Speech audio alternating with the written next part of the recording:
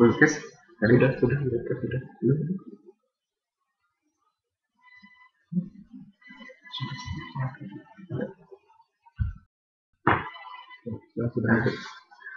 Alhamdulillahirabbil alamin wa bihi nasta'inu ala umuri dunya waddin. Wassalatu wassalamu ala asrafil anbiya'i wal mursalin Muhammadin wa ala alihi wa ashabihi ajma'in.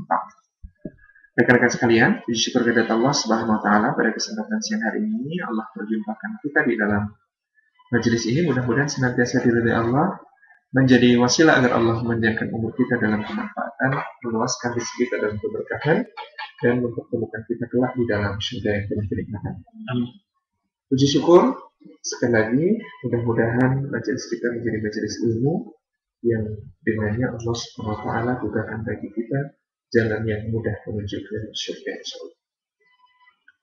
Tema yang diamanahkan oleh rekan-rekan panitia pada kesempatan siang hari ini adalah tentang kemudahan. Allah Subhanahu wa taala telah memberikan gambaran kepada kita tentang sifat-sifat pemuda ini dan kekuatan yang ada pada diri mereka. Tadi kita sudah tilawah membaca surah Al-Kahfi, dan yang pertama menonjol dari para pemuda Kahfi itu adalah kuatul istiqomah, kekuatan untuk teguh, kekuatan untuk bertahan, kekuatan untuk memperjuangkan apa-apa yang diyakini, prinsip-prinsip yang kemudian diimani, tanpa kemudian goyah meskipun menghadapi satu halangan yang sangat besar dan membuat mereka harus terkorban dengan mencari perlindungan di dalam sebuah gua. Rekan-rekan yang insyaallah, kuatul istiqomah pemuda Kahfi ini ternyata hanya satu rangkuman dari beberapa hal yang ada di dalam diri mereka. Karena mereka memiliki kemudahan, karena mereka memiliki satu semangat yang tak padam-padam di dalam mengimani Allah Subhanahu wa taala. Jadi inilah kuatul istiqomah. Ketika Allah menceritakan di dalam Al-Quran, ingatlah ketika mereka berdiri di hadapan penguasa dan kaumnya untuk mengatakan bahwa Rabb kami adalah Allah Subhanahu wa taala, tanpa goyah sedikit pun meskipun berada di dalam tekanan dan ancaman. Muda, itu ya. Sering orang mengatakan muda. Nah, muda itu identik dengan belum berpengalaman. Tetapi belum berpengalaman itu adalah kekuatan tersendiri. Itu kesegaran. Karena orang yang berpengalaman itu ya, sindiran Benjamin Franklin adalah orang yang berpengalaman itu orang yang suka menghadapi masalah baru dengan cara lama. Itu orang berpengalaman. Sementara kalau mereka muda, maka mereka melakukan terobosan-terobosan. Mereka muda, mereka belum berpengalaman, artinya memungkinkan bagi mereka untuk melakukan terobosan-terobosan. Muda itu artinya masih hijau. Inilah para pemuda Kahfi, masih hijau. Orang sering meremehkan masih hijau itu buruk. Pada yang namanya masih hijau, kalau kita melihat di sekitar kita, dia adalah saat di mana hijau itu artinya produktif. Hijau itu artinya di sana ada klorofil yang bekerja. Hijau itu artinya di sana ada satu tingkat produktivitas yang paling tinggi yang bisa diraih. Sementara kalau sudah matang gitu ya, berarti sudah tinggal selangkah lagi membusuk namanya gitu ya. Oh, orang ini itu sudah matang loh. Kalau sudah matang malah bahaya gitu ya. Sebentar lagi akan membusuk. Muda juga berarti umumnya yang namanya muda itu adalah dia hitam putih. Dia ya atau tidak. Dia dua jalan saja, tidak ada kompromi. Dan di dalam perjuangan menegakkan sesuatu yang diyakini, satu prinsip gitu ya, ini yang dibutuhkan gitu ya. Bukan orang yang lembek, bukan orang yang kemudian mudah menawar apa-apa yang telah menjadi keyakinannya, tidak. Tapi inilah pemuda, kuatul istiqomah pemuda, tapi diantaranya berasal dari kemudaan mereka, bahwa mereka kemudian adalah orang-orang yang ya saklek istilahnya. Dengan hamasah mereka itu, mereka hitam putih, ya atau tidak, gitu ya. Benar atau salah, hak atau batil. Ini semangat orang muda. Dan muda itu berarti, gitu ya, satu kekuatan istiqomah itu selain dibangun dengan semangat pribadi, yang kemudian kita juga kagum, muda, para pemuda Kahfi ini, tapi mampu untuk kemudian meninggalkan dunia yang selama ini identik dengan kemudaan, kefoya-foyaan, bersukaria, menikmati hidup, having fun, gitu ya. Tapi para pemuda kahfi ini memilih untuk sesuatu yang besar, sesuatu yang mereka perjuangkan. Nah, itu ditopang selain oleh komitmen pribadi yang sangat kuat kepada Allah Subhanahu wa taala. Kemudaan itu, kuatul istiqomah para pemuda kahfi ini ditopang oleh kebersamaan mereka. Orang yang masih muda, masih terbatas, masih berada dalam keadaan belum mapan, gitu ya, belum mapan, masih berjuang, itu lebih mudah untuk bersatu, lebih mudah untuk saling setia, lebih mudah untuk bersambung, lebih mudah untuk bersama. Kalau ada dua orang bikin bisnis bersama, biasanya kalau masih berjuang itu rukun gitu ya. Tapi kalau sudah sukses itu bisa mulai pembicaraan tentang hak dan kewajiban itu bisa rumit gitu. Nah, para pemuda ini masih dalam keadaan berjuang, masih dalam keadaan belum mapan. Mereka bahkan anti kemapanan gitu, dan dengan anti kemapanan itu menjadi satu kekuatan bagi mereka, sebagai firman Allah, ya ayyuhalladzina amanu taqullaha wa kunu ma'as-shadiqin. Ya, orang yang beriman bertakwalah kepada Allah dan bersamalah orang-orang benar. Mereka telah memilih untuk bersama dengan kawan-kawan yang saling menguatkan, saling setia. Dan inilah kuatul istiqomah itu. Jadi komitmen-komitmen pribadi, kekuatan mereka dengan hijaunya, dengan tidak berpengalamannya, dengan belum mapannya, itu kemudian dipersatukan, diikat di dalam sebuah persaudaraan. Tidak sekali. Saya suka membaca Les Miserables karya Victor Hugo, diantaranya karena di sana ada cerita tentang pemuda-pemuda ABC gitu ya, pemuda-pemuda ABC yang berusia muda dan terlibat di dalam revolusi, dan kita bisa mendapat gambaran seperti apa itu kemudaan yang membuat orang mampu istiqomah sampai apapun mereka berikan untuk menebus gitu ya. Jadi ini pemuda kahfi adalah lambang dari kuatul istiqomah.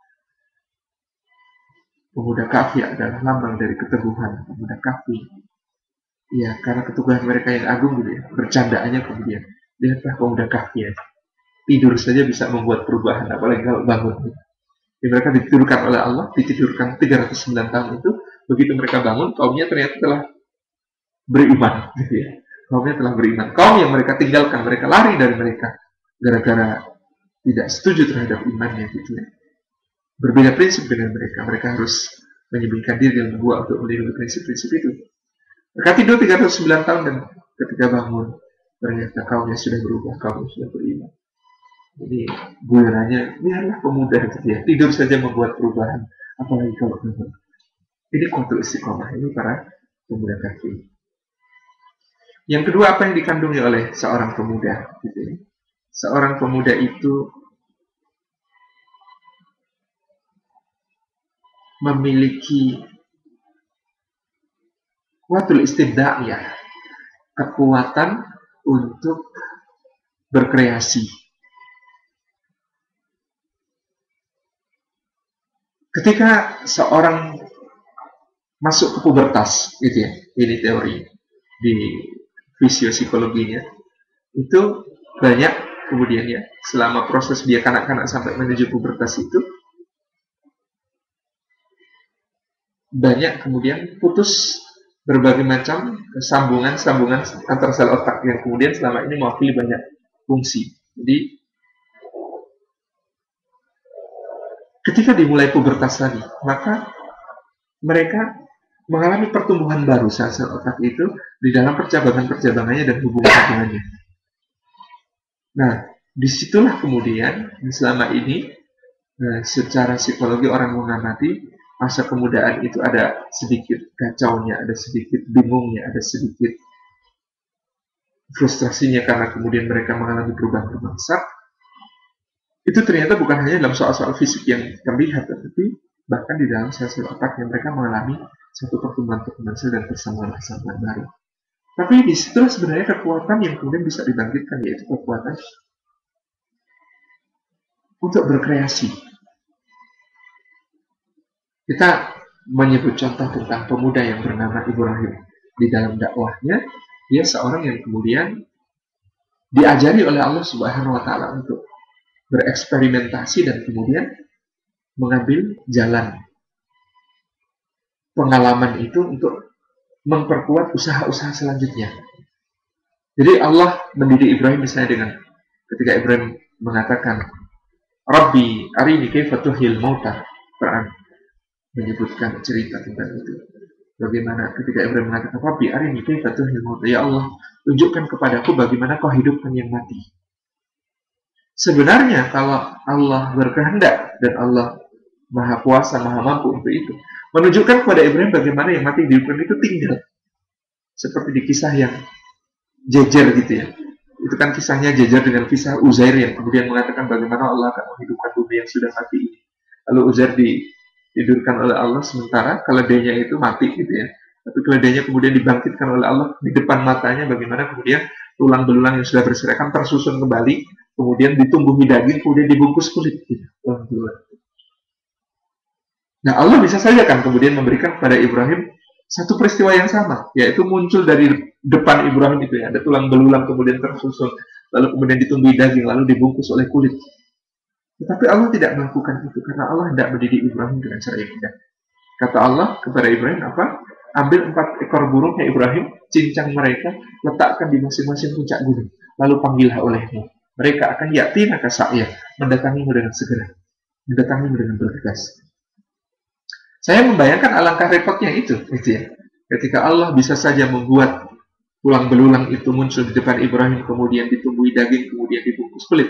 Tetapi Ibrahim justru diperintahkan oleh Allah, tangkap burung. Nangkapnya saja sudah susah. Gitu. Nangkap sudah susah. Habis itu mencincang. Capek-capek benar mencincang. Habis itu meletakkannya di 4 puncak gunung. Itu repot lagi gitu ya. Di puncak gunung harus naik, turun, naik, turun, naik, turun, naik, turun. Lalu dia kemudian harus kembali ke titik semula, lalu memanggil burung itu. Lalu burung itu mendatangi dengan segera.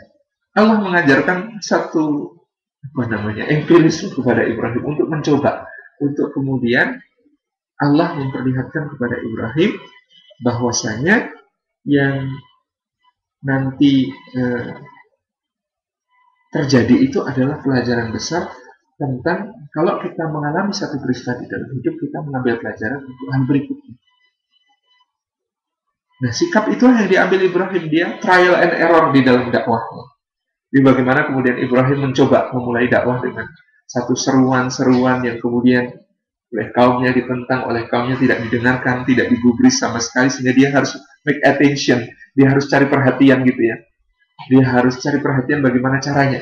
Akhirnya satu hari dia bawa kapaknya gitu ya, dia datengin berhala-berhala ketika kemudian kaumnya sedang melakukan parade di jalanan, dia hancurkan semua berhala itu, sisakan satu saja yang paling besar, dan dia kalungkan kapak itu di berhala terbesar itu. Maka ketika kaumnya pulang, apa kata mereka? Ini siapa yang melakukan ini kepada Tuhan kita? Orang mengatakan, loh, yang terkenal nggak suka sama berhala cuma satu orang, namanya Ibrahim gitu ya. Ya udah tangkap gitu, tangkap Ibrahim, dibawa ke depan altar itu dan ditanyakan kepada Ibrahim, hei Ibrahim, kaukah yang melakukan ini semua kepada Tuhan kan? Kata Ibrahim, kenapa tidak kalian tanya kepada berhala terbesar itu, bukankah kapaknya masih ada di lehernya? Kata mereka, bagaimana dia bisa ditanya? Orang dia cuma batu.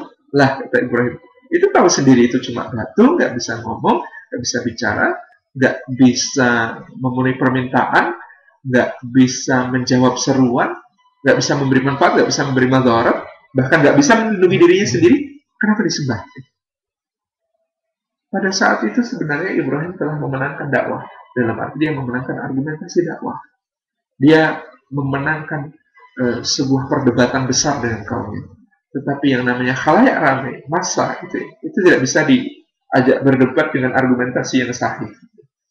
Mereka lebih dikuasai oleh emosi, dan akhirnya Ibrahim dibakar. Dari situ Ibrahim belajar, oke, dia berhasil make attention, tapi untuk kemudian melangkah lebih jauh tentang dakwah, dia harus berbuat lebih dari itu, yaitu, oh ini tadi kemarin berdebat dengan khalayak ramai, dengan massa, padahal yang namanya massa itu yang maju bukan otak duluan, otot duluan maju gitu ya. Yang maju bukan akal duluan tapi otot. Lalu dia belajar. Kalau begitu sekarang berdebat jangan sama semua orang. Ambil tokoh yang paling berpengaruh, tokoh yang paling berkuasa, tokoh yang paling hebat. Kalau mau berdebat sama dia, gitu ya. Itu yang akan kemudian membuat kalau dia sampai kalah debat lalu kemudian beriman, rakyatnya ikut beriman. Simple. Lalu apa yang dilakukan oleh Ibrahim? Ya, dia temui Namrud, sang raja. Kemudian dia berdebat dengan Namrud. Apa yang dikatakan oleh Namrud? Siapa Tuhan, wahai Ibrahim?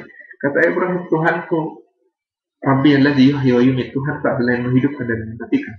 Maka kata Namrud, aku pun menghidupkan dan mematikan, anak uhyi wa umiit. Dia panggil dua orang tawanan, kemudian yang satu dipenggal, yang satu dibebaskan. Kata dia, itu yang kupenggal kumatikan, yang kubebaskan kuhidupkan. Kata Ibrahim, fa inna rabbi ya'ti bisyamsi minal masyriq. Tuhanku itu mendatangkan mentari dari timur. Nah, Ibrahim tidak berhenti di sini untuk berdebat dengan Namrud. Dia harus kemudian menekuknya dengan sebuah kalimat tanya dan kalimat pinta. Fa'ti biha minal maghrib. Kalau kamu juga Tuhan, maka coba terbitkan dia dari barat. Maka orang kafir ini kemudian terbungkam, terdiam, tidak bisa bicara. Kemenangan dakwah kedua dicatatkan oleh Ibrahim. Dia, gitu ya, selain make attention, dia mengalahkan seorang raja di dalam sebuah perdebatan terbuka yang disaksikan oleh khalayak ramai, sehingga kemudian meski secara zahir belum ada yang mau beriman kepada Ibrahim, tapi di dalam hati mereka sudah mulai bersimpati. Tetapi ternyata itu tidak cukup. Apa yang harus dilakukan oleh Ibrahim selanjutnya adalah sebuah upaya yang lebih masif untuk mengajak masyarakat kepada keimanan ini dengan memberikan keyakinan kepada mereka.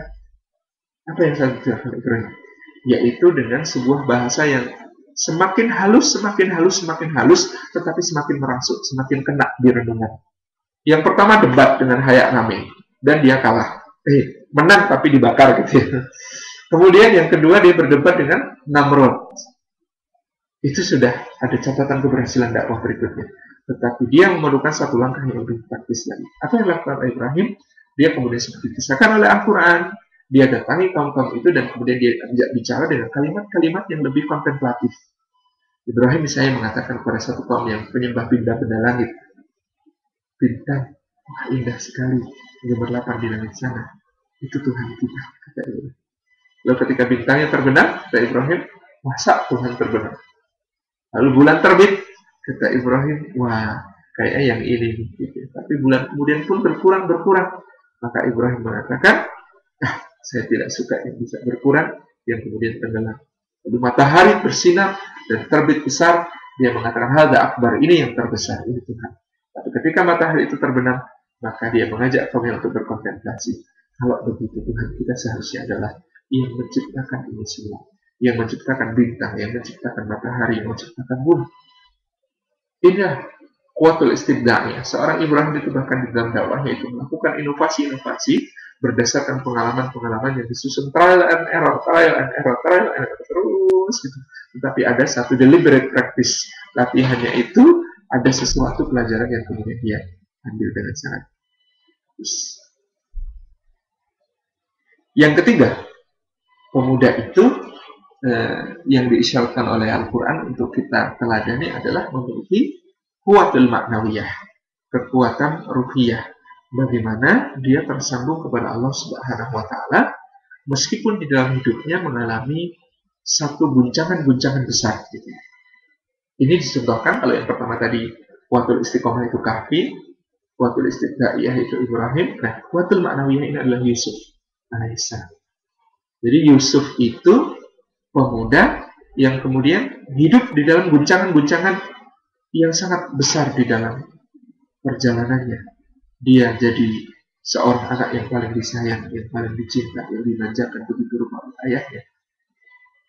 Tapi lalu diiri dan didengki oleh saudara-saudara, dikonspirasi demikian rupa, dibuang ke dalam sumur gitu ya. Lalu ketika dibuang ke dalam sumur, dia ditemukan oleh satu kafilah dagang, dijual sebagai budak, gitu. Dijual sebagai budak bertugas di rumah seorang pembesar Mesir yang istrinya cantik jelita. Dan Yusuf ini sedang tumbuh di dalam masa kemudaannya yang paling mempesona. Demikian pula si pemilik rumah, wanita itu adalah wanita di dalam puncak masa kecantikannya. Lalu Allah Subhanahu wa Ta'ala menguji seorang Yusuf, di mana ujian itu begitu beratnya. Ketika seluruh pintu dan jendela ditutup, ketika kemudian tuan putrinya itu menggoda dia, padahal Yusuf pun menyukai yang bersangkutan. Allah menyebutkan dalam ayat yang ke-24 dalam kisahnya, walaqad samathu wa hamatiha. Ketika wanita itu sangat berhasrat pada Yusuf, Yusuf pun sangat berhasrat kepada wanita itu. Yang membedakan adalah kuatul maknawiyah, kekuatan maknawiyahnya, ketersambungannya dengan Allah. Yusuf yang dibesarkan, yang tumbuh dalam suasana guncangan-guncangan besar itu telah dibekali oleh ayahnya dengan nilai yang sangat agung, yaitu bahwa Allah selalu bersamamu, Allah selalu melihatmu, Allah selalu mendengarmu. Jangan pernah takut, jangan pernah ragu. Allah menjagamu, Allah melindungimu, tapi sekaligus Allah mengawasimu. Maka jangan engkau membuat murkanya. Bekal itu sangat berharga, sehingga Yusuf ketika itu kemudian mengatakan, ya, dia berlindung kepada Allah Subhanahu wa Ta'ala dari perbuatan yang sedemikian, dan dia lari sehingga wanita itu menarik bajunya dan bajunya pun sobek di bagian belakang. Di dalam cerita tentang Yusuf, ujian tidak berhenti sampai di situ. Sampai ketika si wanita ini sakit hati digosipkan macam-macam di tengah masyarakat bangsawan Mesir, karena dia dianggap berselera rendah, masa sama budak tertarik, masa sama budak godain gitu. Akhirnya dia panggil para wanita Mesir, lalu disajikan hidangan dengan pisau, yang mereka sampai akhirnya ketika Yusuf keluar mengiris-iris jemari, maka ternyata wanita-wanita itu punya rencana-rencana jahat, punya rencana-rencana busuk untuk kemudian menjadikan Yusuf sebagai orang yang menjadi pelampiasan hawa nafsu mereka, sehingga Yusuf mengatakan, ya Rabbi, aku lebih suka masuk penjara daripada mengikuti keinginan mereka. Dan akhirnya Yusuf pun dipenjara. Ini satu kekuatan, yaitu kuatul maknawiyah, kekuatan ketersambungan diri dengan Allah Subhanahu wa Ta'ala yang seharusnya dimiliki oleh pemuda, dengan dibangun dengan ibadah-ibadah, dibangun dengan satu aktivitas mahdoh gitu ya salat, ya puasa, dengan Allah Subhanahu wa Ta'ala dibangun hubungan yang besar, sehingga dia mampu untuk kemudian menanggung beban-beban ujian, cobaan yang amat sangat berat, sampai pada bahkan ketika masuk penjara, di penjara pun menjadi ladang bagi dia untuk tetap berjuang, yaitu berdakwah kepada dua orang sahabatnya yang ada di penjara. Ini kuatul maknawiyah yang harus dimiliki oleh pemuda. Yang keempat adalah kuatul himmah, kekuatan cita-cita yang besar, kekuatan mimpi yang tinggi, kekuatan satu ambisi yang kokoh, kekuatan keinginan yang kuat. Ini kita itu mengambil wakil adalah Sultan Muhammad Al-Fatih dari dinasti Utsmaniyah. Ketika kemudian dia sejak kecil telah mendengar dari gurunya Abd Syamsuddin tentang kota Konstantinopel. Dibacakan kepada dia sebuah hadis. Rasulullah SAW menyatakan bahwa akan dibuka kota Heraklius. Tuftahu Madinatul Herqal. Fa ni'mal amiru amiruha. Wa ni'mal jaishu zalikal jaish. Akan dibuka kota Konstantinopel, kotanya Heraklius. Maka yang menaklukkannya adalah sebaik-baik panglima, dan pasukan yang dipimpinnya adalah sebaik-baik pasukan. Terhadap hadis Rasulullah ini, sifat yang kemudian sikap yang diambil oleh Muhammad Al-Fatih adalah, saya harus menjadi seorang yang sebaik-baik panglima atau minimal sebaik-baik pasukan. Saya harus terlibat di dalam penaklukan Konstantinopel. Maka setiap pagi dia naik ke perbukitan Bursa di seberang di bagian Asia dari Turki. Kemudian dia melihat ke arah Konstantinopel dan mengatakan, ya Allah, jadikan Konstantinopel sebagai takdir bagiku. 700 tahun lamanya Konstantinopel dicoba untuk ditaklukkan oleh kaum muslimin, dan 700 tahun itu pula mereka mengalami kegagalan. Dan Al-Fatih mengatakan, ya Allah, jadikan takdir Konstantinopel itu bagi diriku. Jika aku bukan sebaik-baik panglima, minimal aku adalah sebaik-baik prajuritnya, sebaik-baik pasukannya. Maka dia tumbuh dengan ambisi besar itu. Sehingga kemudian ketika sang ayah Sultan Murad II Al-Utsman itu melihat luar biasanya himmah anaknya untuk kemudian memimpin negara, dia turun tahta dan menyerahkan tahta kepada anaknya ketika si anak ini umurnya 12 tahun. Jadi Muhammad Al-Fatih itu 12 tahun jadi sultan karena kemudian ayahnya melihat memang ada himmah dan ada kemampuan besar pada diri sang anak. Tapi ketika itu Al-Fatih membaca situasi dan dia mengatakan mungkin memang saya belum saatnya. Karena ketika kemudian Al-Fatih naik tahta umur 12 tahun itu, Kongres Wina itu langsung memutuskan penyerbuan koalisi untuk menghancurkan Turki Utsmani. di Kongres Wina dari Kekaisaran Romawi Suci, kemudian juga Austria gitu ya, kemudian Rumania dan berbagai macam negara-negara Eropa Tengah itu bersatu untuk kemudian menghancurkan Turki. Nah, umurnya lagi 12 tahun kata konsorsium Eropa itu ya. Ini saatnya untuk menghancurkan Turki Utsmani karena sultannya baru umurnya 12 tahun. Apa yang bisa diperbuat anak-anak gitu. Maka ketika itu menyadari bahaya bagi negara, dia tahu kader-kader di mana himahnya harus dipertahankan dan dia tahu seperti apa kemampuan yang dia miliki. Maka ketika itu Al-Fatih memanggil kembali ayahnya gitu ya untuk diangkat menjadi Sultan Wali. Dia turun tahta sebagai pangeran mahkota lagi, lalu ayahnya kemudian diangkat menjadi Sultan Wali untuk memimpin kembali angkatan perang Utsmani menyongsong kehidupan Eropa. Jadi kalau aku sultan, kata dia kepada ayahnya, maka ini perintahku kepada ayah, bahwa ayah harus kembali lagi menjadi sultan. Kalau ayah tidak mengakui perintahku untuk menjadi sultan, maka ayah memang sultannya. Gitu.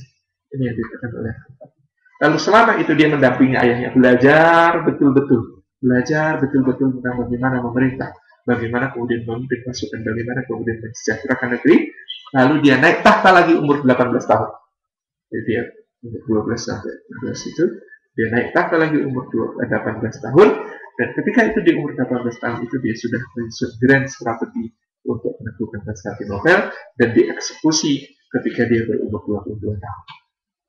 Ini proses yang panjang, bagaimana seorang yang punya kuatul himmah, seorang yang sangat muda dan punya kuatul himmah, ini menjadi seorang yang sukses mewujudkan apa yang disabdakan oleh Nabi Sallallahu Alaihi Wasallam, dan bahkan dia menjadi seorang yang bukan cuma sebaik-baik pasukan seperti katanya, tapi dia sebaik-baik kalimat. Jadi H-1 penyerbuan itu ya untuk pembukaan benteng Konstantinopel itu, Al-Fatih itu pada malam hari itu mengumpulkan seluruh pasukannya itu menyaksi untuk memilih panglima itu dia objektif. Bagaimana caranya gitu ya? Dia mengatakan kepada saudara-saudara silahkan berdiri semua. Sekarang yang pernah meninggalkan sholat fardu silahkan duduk. Nah, tidak ada yang meninggalkan sholat fardu gitu ya. Sejak balik meninggalkan sholat fardu, pernah meninggalkan sholat fardu silahkan duduk. Ternyata tidak ada. Yang pernah meninggalkan puasa Ramadan selama dia sejak dari balik sampai sekarang. Ternyata ada 1-2 yang duduk gitu. Siapa yang pernah kemudian meninggalkan salat qiyamul lail gitu ya. Akhirnya kemudian banyak yang duduk. Kemudian siapa yang pernah meninggalkan menghatamkan Al-Quran, siapa yang menghatamkan Al-Qurannya itu melebihi 10 hari, silahkan duduk. Semakin banyak lagi yang duduk gitu. Siapa yang kemudian, jadi beliau bertanya sampai endingnya gitu ya, siapa yang kemudian meninggalkan sedekah rutin setiap harinya, duduk semua kecuali beliau gitu ya. Jadi akhirnya kemudian beliau mengatakan, baik, bismillah, kita berangkat untuk mengirimkan Konstantinopel. Setelah kemudian teryakinkan, beliau merasa percaya diri, merasa sebagai orang yang belum pernah meninggalkan amal-amal sebagai sebuah keutamaan. Ini tentang kuatul himmah dari seorang Muhammad Al-Fatih. Yang kelima, gitu ya, pemuda itu di dalam sejarah Islam gitu ya, memiliki kuatul harakiyah, kekuatan untuk bergerak di dalam dakwah. Ini sesuatu yang dimiliki oleh pemuda. Dan kita melihat bagaimana Rasulullah Shallallahu Alaihi Wasallam memilih duta Islam ke Madinah dengan amat sangat jitu. Beliau memilih duta Islam ke Madinah ketika itu adalah Mus'ab bin Umair disertai dengan Abdullah bin Umi Maktum. Ini memang perpaduan yang unik. Nabi memilih ketika kaum Ansar datang sebagainya mengatakan kepada Nabi, ya Rasulullah, banyak di antara kami yang ingin masuk Islam dan mengetahui banyak tentang Islam. Maka kirimkanlah kepada kami seorang yang akan mengajari kami tentang agama Allah ini. Nabi mengatakan, aku akan mengirim kepada kalian orang yang terbaik di antara. Rasulullah pun mengirim Mus'ab bin Umair, seorang yang ketika itu usianya 16 tahun. 16 tahun dan dia berangkat ke Madinah disertai dengan Abdullah bin Umi Maktum, seorang buta yang ketika itu usianya 35 tahun. 16 dan 35 ini dua kekuatan yang berbeda. Kekuatan Mus'ab adalah pesona, tutur kata yang begitu indah, gitu ya, penampilan yang menarik, akhlak yang mulia, gitu, dan juga cara penyampaian bertutur yang penuh siasat dan jitu. Ini kekuatan dari Mus'ab bin Umair. Sementara Abdullah bin Maktum adalah kekuatan pembinaan. Gitu ya. Jadi kalau Mus'ab itu tukang rekrut gitu ya. Nah, Abdullah bin Maktum ini yang kemudian kalau sudah direkrut, kemudian ada kesetiaan dari yang direkrut itu, dia yang kemudian membina sedikit demi sedikit dengan tekun. Jadi sedikit demi sedikit mengajarkan Quran, sedikit demi sedikit kemudian membina ruh mereka dalam visi besar.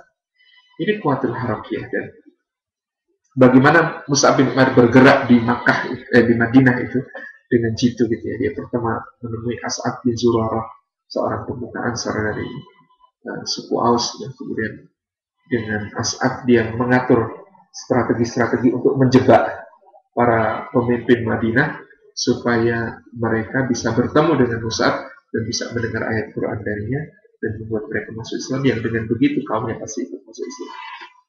Dari sisi itu betapa kemudian canggihnya gerakan-gerakan Mus'ab bin Umair sehingga dia bisa menjebak Sa'ad bin Mu'ad, bisa menjebak kemudian juga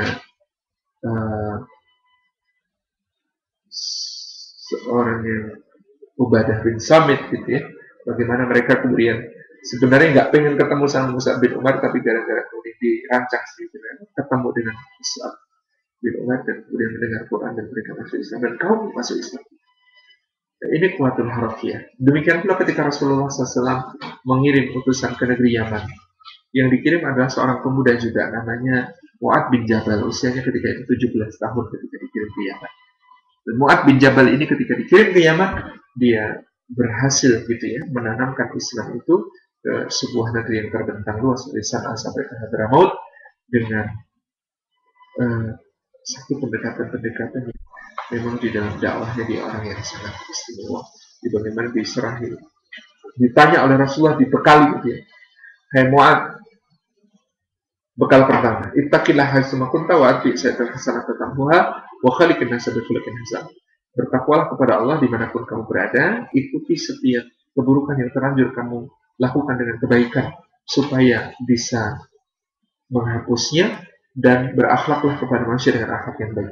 Ini bekal dasar untuk pribadi seorang Mu'ad bin Jabal.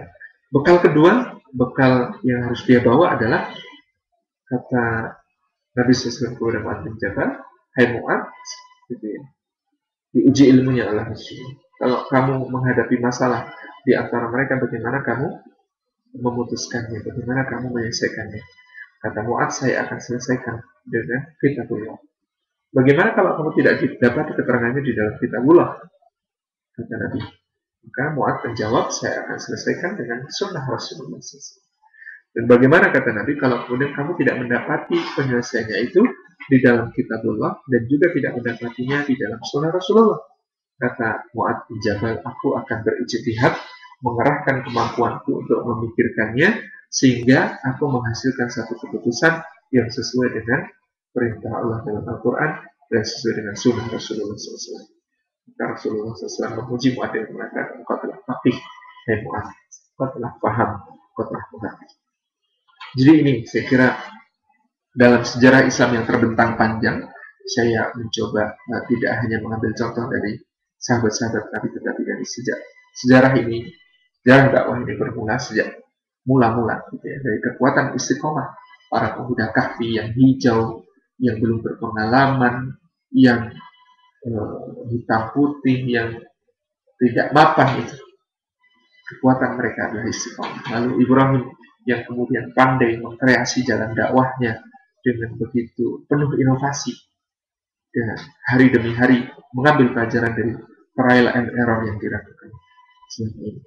Yang ketiga adalah kekuatan maknawiyah yang ditunjukkan oleh Yusuf alaihissalam, bagaimana kemudian di dalam kekuatan maknawiyah itu dia mampu bertahan dari godaan-godaan yang memang akan menghiasi kehidupan para pemuda. Muda itu memang banyak godaannya. Gitu. Kemudian bagaimana kekuatan himmah, kekuatan semangat, kekuatan cita-cita, kekuatan dari mimpi yang kemudian ditabung dengan sangat-sangat detail dan sangat-sangat agung oleh seorang Muhammad Al-Fatih sampai berhasil menjadi sebaik-baik panglima bagi sebaik-baik pasukan, dipuji oleh Rasulullah bahkan sebelum kedatangannya, dan yang terakhir tentang kuatul harakiyah dari seorang Mus'ab bin Umayyah, juga seorang Mu'adz bin Jabal, bagaimana mereka bergerak dan tidak diam dengan penuh kepedulian di tengah-tengah masyarakat untuk membawakan nilai-nilai kebaikan. Saya kira ini profil pemuda di dalam sejarah Islam. Mudah-mudahan bermanfaat sebagai pengantar bincang-bincang kita. Untuk selanjutnya saya serahkan kepada moderator Pak Rizal. Bisa tolak saling paparannya. Tapi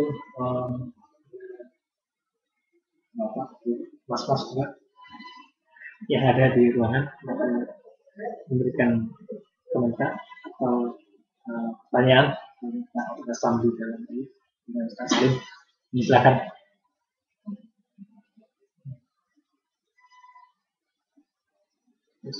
Ada? Saya tadi sudah disampaikan semacam prestasi atau contoh-contoh teladan. Tentu saja contoh-contoh teladan itu tidak datang begitu saja. Kemudian ada kepribadian yang agung di sana. Kira-kira apa proses yang ada pada diri contoh teladan tadi yang mereka lalui sebelum-sebelumnya, artinya misalnya kepribadian yang agung itu, semangat yang kuat itu, apa kira-kira proses? Sudah umur 16 sudah bisa menjadi utusan Nabi yang akan menghadapi masyarakat banyak, dan kemudian sudah punya visi yang luas gitu, termasuk menangkan Konstantinopel semacam itu. Kira apa proses sebelumnya yang membuat itu memang punya dorongan yang kuat sekali? Ini sudah bisa berhasil dilanjut.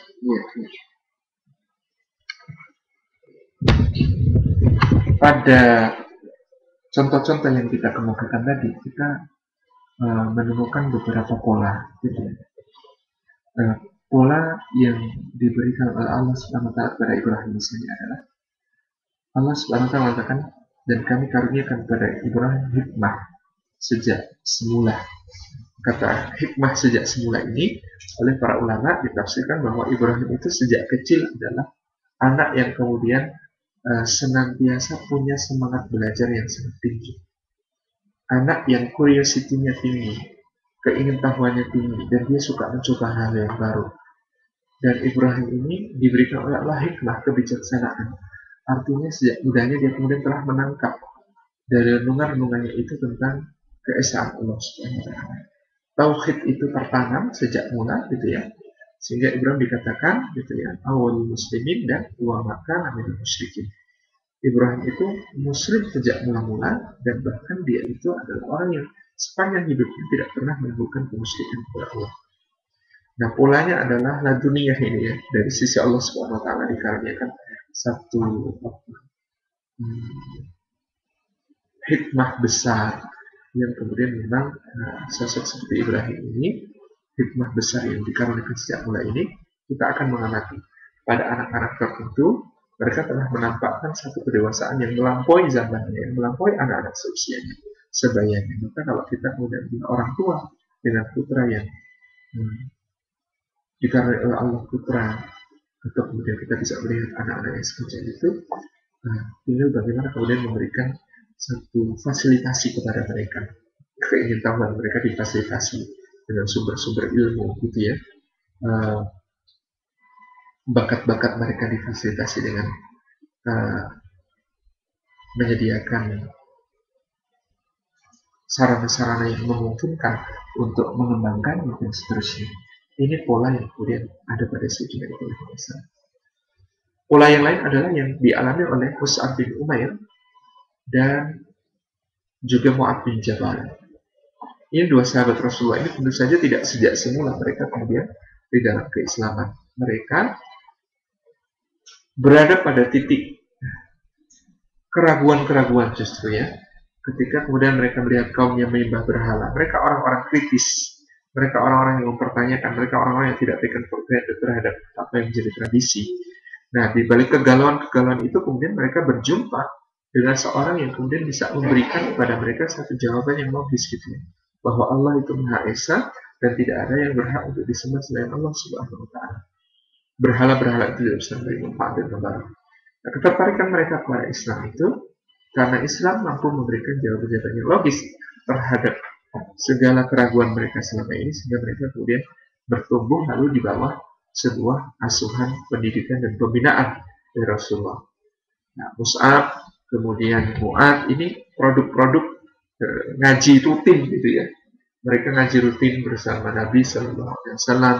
Mereka kemudian mencerap pemahaman dari beliau, menyimak ayat-ayat Al-Quran, kemudian juga menghafalnya, kemudian juga mentadaburinya, membaca tafsirnya, menggali makna-makna, sehingga itu menjadi kekuatan bagi mereka untuk bertumbuh di dalam Islam sebagai seorang tokoh. Ini pola. Jadi polanya adalah pola tarbiyah, pola pendidikan. Beda dengan Ibrahim yang kemudian tidak dididik oleh lingkungannya, gitu ya. Ibrahim itu luar biasa. Maka sampai Allah mengatakan Ibrahim itu satu umat yang tersendiri, gitu ya. Ibrahim itu satu umat yang tersendiri. Sementara pada kasus Mu'ad bin Jabal, kasus Mus'ab bin Umair, kita melihat pembinaan yang sangat intens dari Rasulullah SAW. Nah, kedua hal ini terpadukan polanya pada Muhammad Al-Fatih, gitu ya. Muhammad Al-Fatih ini secara pribadi juga dia memiliki satu hikmah sejak muda yang sangat kuat. Dia gifted ya, memang seorang anak yang kemudian dikaruniai sesuatu yang melampaui umurnya, melampaui zamannya. Tapi lingkungannya kemudian menyediakan satu suasana yang sangat kondusif. Beda dengan Ibrahim yang lingkungannya sangat tidak kondusif, gitu ya. Sementara Al-Fatih ini lingkungannya menyediakan satu wahana belajar yang sangat kondusif. Dia diberikan guru terbaik, gitu ya, namanya juga anak sultan. Dia diberikan guru terbaik, dia diberikan. Tetapi prosesnya juga adalah pembinaan yang rutin, terus menerus. Dia bertemu dengan gurunya, dia hidup di dalam bimbingan gurunya, dia berdiskusi dengan gurunya, dia mendalami ilmu-ilmu dengan gurunya, terus menerus itu berjalan. Dan saya kira pada intinya kemudian yang lebih bisa kita bicarakan adalah bagaimana proses pembinaan itu berjalan, gitu. Proses pembinaan itu berjalan. Pada para pemuda kafir, mereka orang-orang yang asing di dalam sebuah negeri yang besar, gitu ya. Yang beriman hanya mereka, gitu. Tapi mereka lalu membentuk sebuah komunitas. Lalu di komunitas itu mereka saling mendukung satu sama lain, mengkaji bersama-sama, gitu ya, menyembah Allah bersama-sama, beribadah bersama-sama, terhubung satu sama lain, dan menjadi itu kekuatan mereka. Ini di antara pola-pola yang bisa kita kenali dari para tokoh besar ini. Lanjut dikit.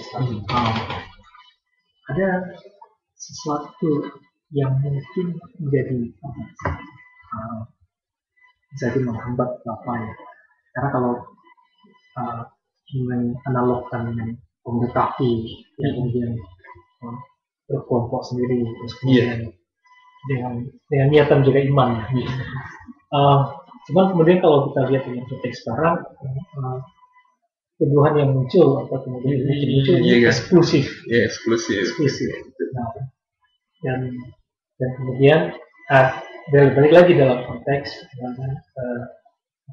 Islam itu tidak eksklusif, juga harus menyebar ke yang lain. Kira bagaimana kira menyikapi ini sehingga kemudian ini dalam konteks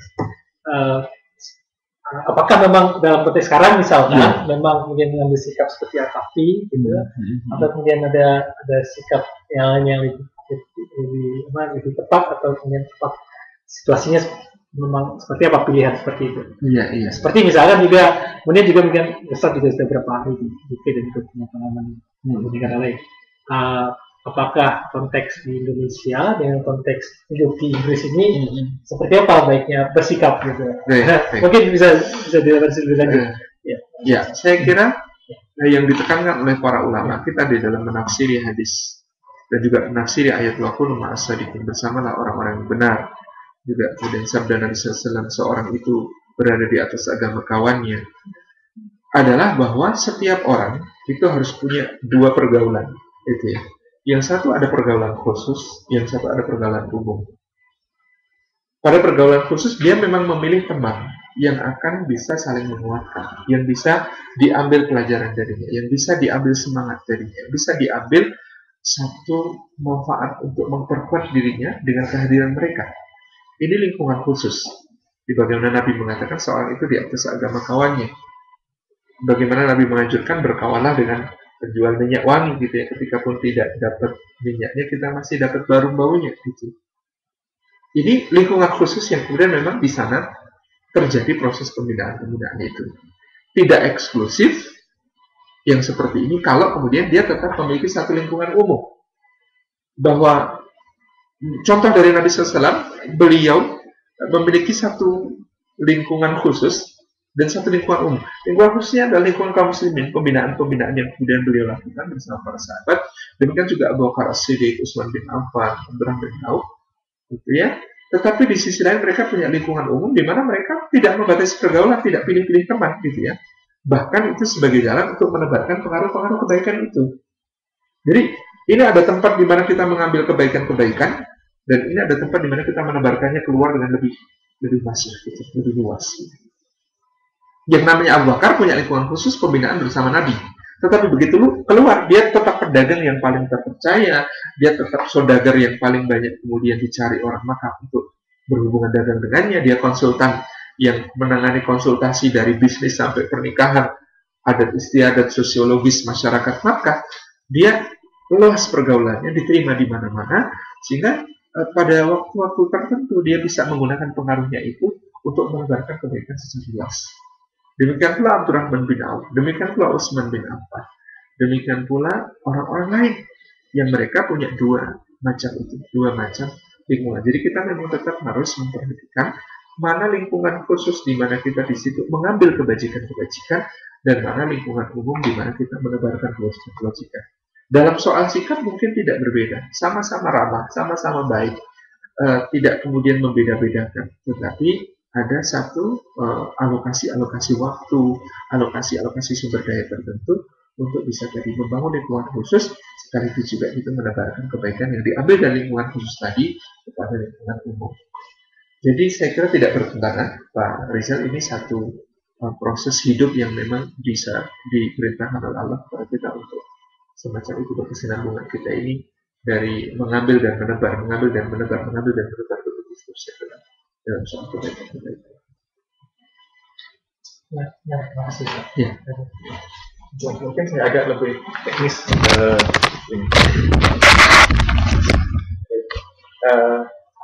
Sekarang kalau kita melihat potensi orang muda itu potensinya sangat besar. Energinya masih dalam puncaknya energi. Nah sekarang tentunya potensi yang sangat besar ini bagaimana kita untuk manage-nya sehingga dia bisa menjadi sebuah potensi yang baik bagi umat semuanya gitu. Dan bagi si pemuda itu sendiri. Nah, saya misalkan dengan Rizal adalah orang pendidik gitu ya. Bagaimana kita mengelola potensi yang besar ini supaya dia bisa terarah menjadi yang baik ya paling tidak kita bisa menghasilkan seperti yang tadi buat jabal dan bagaimana mengelola dan menarik juga Pak, menarik dan mengelola.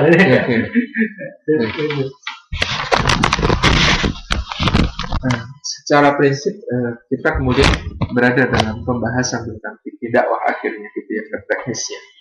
Maka prinsip besarnya adalah al-qudwah qabla dakwah, memberi teladan sebelum menyeru. Nah di dalam breakdownnya kita bisa melihat misalnya Syekh Jum'ah Amin Abdul Aziz mengatakan at-ta'lif qabla ta'rif. Bagaimana kemudian kita harus mengikat hati sebelum mengenalkan nilai-nilai itu. Nah mengikat hati ini proses yang kemudian banyak jalan yang ditempuh dari lahir sampai batin. Secara batin gitu ya, kita tidak boleh melupakan doa. Bagaimana kita kemudian mendoakan sampai kita harus meladani Rasulullah yang mendoakan Abu Jahal supaya dapat hidayah, mendoakan Umar bin Khattab supaya dapat hidayah. Karena mereka ketika itu adalah tokoh-tokoh yang paling kumis di dalam ngomong dakwah. Nah, taklif ini kemudian bisa ditempuh dalam sisi selain batin dengan doa kepada Allah SWT. Juga ada sisi zahir. bagaimana kemudian kita menggabungkan diri dengan memahami mereka, kita kemudian menyamakan frekuensi sedikit dengan mereka gitu ya, mereka berada pada titik hobi-hobi tertentu yang mungkin kita juga bisa bergabung selama itu bukan satu hal yang buruk gitu. Jadi kalau di Indonesia gitu ya, main futsal bareng gitu ya, kemudian trekking dulu bareng dan lain sebagainya. Bagian-bagian dari sebuah proses untuk menyatukan hati, untuk meningkatkan hati terlebih dahulu. Sebelum kemudian mengenalkan nilai itu adalah proses yang sangat mudah terjadi kalau kemudian hatinya terikat gitu ya. Ya, pertama-tama dalam dakwah itu memang kita tidak banyak bicara tentang materi dakwah ya. Kita banyak kemudian bicara tentang memberi perhatian kepada mereka, memberikan satu pengertian kepada mereka, mengerti tentang mereka lebih banyak, mungkin mendengar bahkan bukan bicara gitu ya dengan mereka itu, sampai terbentuk satu ikatan hati sehingga mereka siap untuk dikenalkan. Dan inilah mengenalkan gitu ya, mengenalkan sebelum memberi beban, mengenalkan sebelum memberi beban. Dan breakdown lagi terhadap memberi beban itu ada prinsip-prinsip gitu ya, mudahkan, jangan dipersulit gitu ya, beri kabar gembira, jangan dibuat lari, bicara pada mereka sesuai dengan kadar pemahaman mereka, bicara pada mereka dengan bahasa yang mereka pahami. Ini bagian dari proses itu. Jadi secara teknis gitu ya, memang dimulai dari satu prinsip besar, memberi teladan sebelum menyeru. Lalu di situ ada bagaimana kita mengikat hati sebelum mengenalkan sebelum membebani, dan di dalam membebani itu ada background, mudahkan jangan dipersulit, beri kabar gembira jangan dibuat lari. Lalu ada prinsip bahwa di situ di betul-betul satu keadaan yang nyaman bagi mereka untuk memahami dengan bahasa yang mereka pahami, dengan kadar akal yang kemudian mampu mereka terima. Ini secara teknis gitu. Nah, teknisnya lagi gitu ya. Kemudian dari prinsip-prinsip teknis ini sudah prinsip teknis namanya, tapi kemudian mekanisme teknisnya kemudian harus diberikan lagi sesuai dengan situasi dan kondisi yang memungkinkan, tergantung kemudian waktu dan tempat. Ya, gitu. Saya kira begitu. Kembali Pak. Ada lagi yang tanya soal mengelaborasi. Do you want to ask? Kisah Nabi Ibrahim.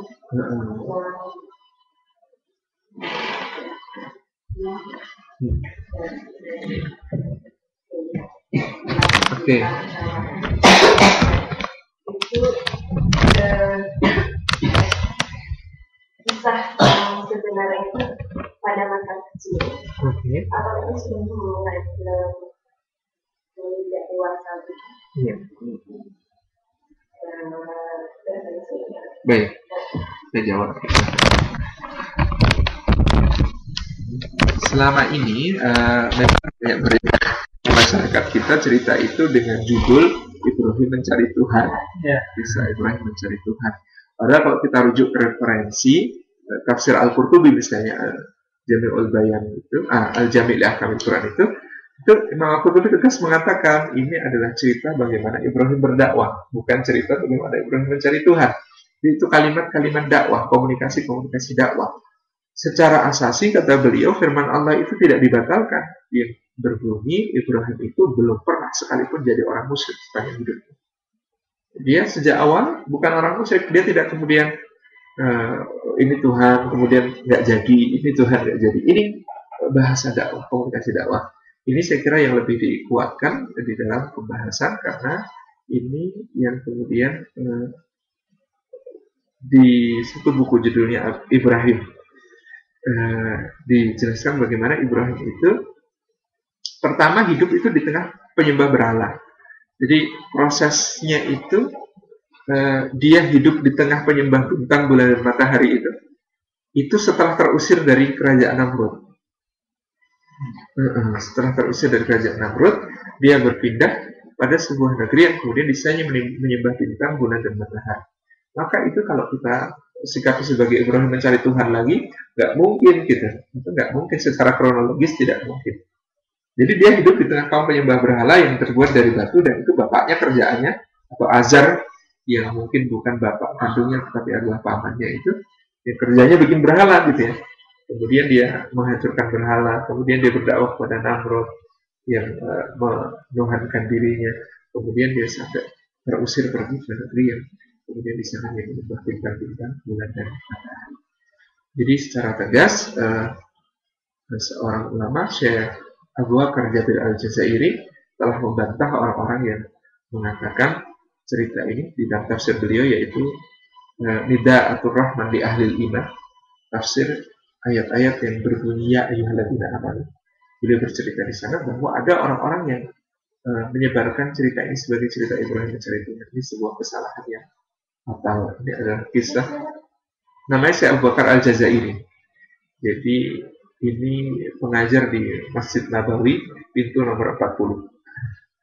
Jadi beliau ini ya di dalam tafsir beliau Nida'atul Rahman di Ahlil Iman, beliau mengatakan ini bukan cerita Ibrahim mencari Tuhan, dan beliau menguatkan pendapatnya dengan mengutip Imam Qurtubi, juga mengutip Imam Ibnu Katsir, yang kemudian juga tidak pernah ada cerita tulisan gitu ya dari semua imam mufassirin mengatakan ini Ibrahim mencari Tuhan, itu nggak ada. Dan yang tegas mengatakan bahwa ini Ibrahim berdakwah dari Imam Qurtubi.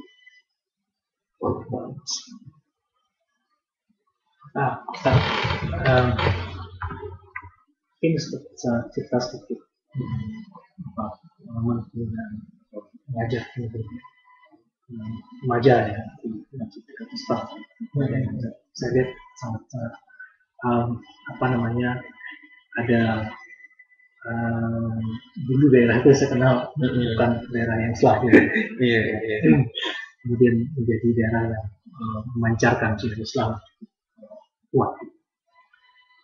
Bagaimana pendekatan-pendekatan karena saya juga punya pengalaman masjid saya, tapi sampai sekarang belum berhasil juga.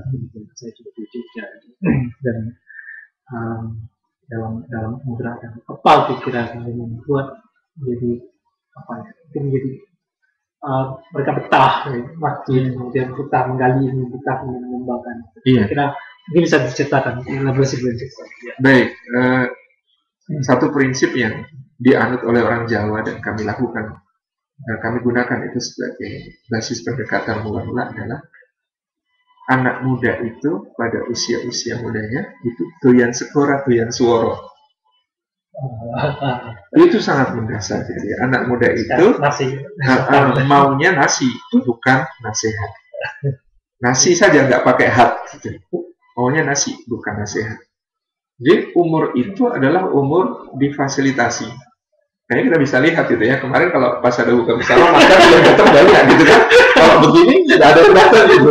Ini satu hal yang faktual dan itu sudah disadari oleh orang Jawa sejak dulu. Kata mereka anak muda itu doyan syukur, doyan suara gitu ya. Mereka doyan nasi tapi tidak doyan nasihat. Nah maka kemudian yang kami lakukan di Yogyakarta memang fasilitasi. Jadi, pertama saya dulu ini jadi bukan saya yang mengawali karena saya pendatang juga. Saya baru banyak ke Jogjakarta itu tahun 2000. Tapi saya ketika tahun 2000-an itu ke Jogjakarta itu takjub pertama datang. Kenapa? Di masjid ada samsak, di masjid itu ada ruangan yang khusus untuk bela diri, ada matras-matrasnya. Di masjid itu kemudian ada meja pingpong, di masjid itu ada kemudian tempat badminton, di masjid itu bahkan ada kotak karambol untuk main karambol, bahkan kartu bridge, kartu domino, dan segala macam permainan yang aneh-aneh itu ada gitu ya. Saya tanya ini buat apa? Ya buat anak-anak gitu ya. Mereka buat anak-anak biar kemudian mereka akrab dengan masjid. Dan bahkan saking takjubnya saya ketika itu, jadi anak-anak itu kalau main ke masjid, main loh, bukan kemudian kegiatan masjid itu ya, main itu dibikinkan minum teh manis gitu ya, dibelikan gorengan sama penjaga masjid gitu, dan itu memang amanah, ada anggaran khusus untuk itu memfasilitasi anak-anak itu. Dan sampai sekarang kemudian bagaimana fasilitasi itu berubah dengan teknologi gitu ya. Sekarang ada 5 komputer itu untuk nge-game anak-anak gitu ya, macam-macam. Memang memberi fasilitasi gitu ya, memang memberi fasilitasi yang diberikan kepada mereka. Nah sudah ada fasilitasi itu, mudah. Mereka karena sudah akrab di masjid, ketika orang tua ngumpul bicara-bicara tentang program masjid, mereka kemudian bergabung, diajak gitu ya, bicara. Akhirnya kemudian mereka juga Nah, daripada ngumpul-ngumpul gitu ya, akhirnya ada setiap malam Rabu dibikinkan pengajian gitu ya. Mereka tetap gitu ya, pengajiannya ramai juga, kadang-kadang pakai bakar jagung lah, tetap ya, high cost memang gitu ya. Untuk pengajiannya itu bakar jagung, pengajiannya bikin lukisan, pengajiannya apa dan apa gitu. Dan saya melihat proses itu dijalankan. Jadi karena menyadari betul itu yang sekolah yang suara gitu ya. Ini satu yang faktual yang dirasakan. Lalu dari situ proses penggunaan setelah tadi taklif ya, mengikat hati dengan berbagai macam acara, dengan berbagai macam fasilitasi itu terjadi, maka sedikit demi sedikit mereka bisa mengikuti ritme yang kita siapkan untuk mereka di dalam perbedaan.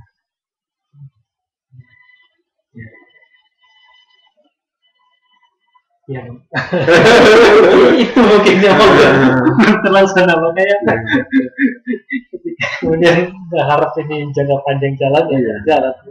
Ya, itu ya sekurat ya suara. Ada teman saya itu dokter Rinaldi namanya itu dengan likok ya itu ya. Ada digelari likok kuliner gitu. Karena memang cara memperbaiki begitu ya, diajak ke sana kemari. Itu lama-lama kemudian akhirnya bisa enjoy dengan proses pembinaan. Meskipun awalnya itu tadi likok kuliner gitu ya. Baik, ada lagi? Ada lagi yang disampaikan? Cukup ya. Baik, alhamdulillah kami syukur sudah terakhir salim paparan sharing ilmu dan kemudian memberikan beberapa masukan ya, pada kita ya, dalam hal bagaimana bagaimana kemudian itu bisa lebih stimulus kemudian menjadi berkembang, menjadi punya potensi besarnya bisa kemudian tergali, dan dalam konteks sekarang juga bagaimana itu bisa dielaborasi, dibangkitkan. Yang menarik adalah memang bagi kita yang kondisi saat sekarang adalah yang ada dua model, yang satu model laduni yang memang dari Allah dan ditentukan Allah, yang itu orang tertentu pilihan yang memperoleh itu. Tapi dari kajian ini ada harapan yang bahwa kita juga bisa mencapai itu ya, yang kita mengembangkan lingkungan kita yang kondusif gitu. Lingkungan yang bisa menggali nilai-nilai ya. Kemudian dan kemudian punya lingkungan di luar itu, lingkungan umum yang kemudian menyebarkan kebajikan-kebajikan. Saja kemudian kalau kita selama ini masih berat pada lingkungan umum, mungkin kita perlu perhatikan bagaimana kita mengembangkan lingkungan khusus kita, supaya kita bisa punya teman-teman yang banyak, teman-teman yang bisa kita gali kebajikannya, dan kemudian saling memperkuat diri kita masing-masing, ilmuwan dan ruhiyah ya, menurut saya. Dan kalau kita hanya terbatas pada lingkungan khusus, kita juga memberikan perhatian pada lingkungan umum, di mana kita perlu menyebarkan kebajikan-kebajikan yang sudah kita miliki atau kita gali selama ini. Mudah-mudahan dengan itu sambil kita tentu berdoa kepada Allah bagi diri kita dan bagi lingkungan kita. Mudah-mudahan dari sana semakin banyak lahir masih muda yang kemudian bisa melakukan perubahan, bisa melakukan perbaikan, yang mana hal-hal yang mungkin selama ini kita anggap susah kemudian lebih baik, konsep itu susahnya ditaklukkan, tapi kemudian berhasil dia takluk ya. Kemudian bisa diwujudkan, termasuk kondisi Indonesia yang mungkin banyak prihatin. Nah, mungkin memang perlu generasi muda yang kuat, punya kriteria tadi, waktu istiqomah, istidaiyah, ya, rekreasi, waktu maknawi kuat dalam makna disambung oleh Allah, waktu himmah, punya ambisi yang kuat, dan kemudian waktu harokyah, bergerak dalam gerakan yang tidak sendiri-sendiri. Baik, kira-kira itu beberapa intisari dari diskusi ini. Insyaallah kita sendiri ini beberapa coba-coba untuk saling pengalamannya, dan semoga ini bisa menjadi manfaat bagi semua diri kita dan lingkungan kita. Demikian dari panitia di Kanudin. Terima kasih banyak kepada Ustaz Salim dan pada yang hadir, dan pada rekan-rekan yang menyaksikan suara mic ataupun suara ulangan dari record dari acara ini. Kemudian kita akhiri dengan alhamdulillah dan alhamdulillah. Assalamualaikum warahmatullahi wabarakatuh.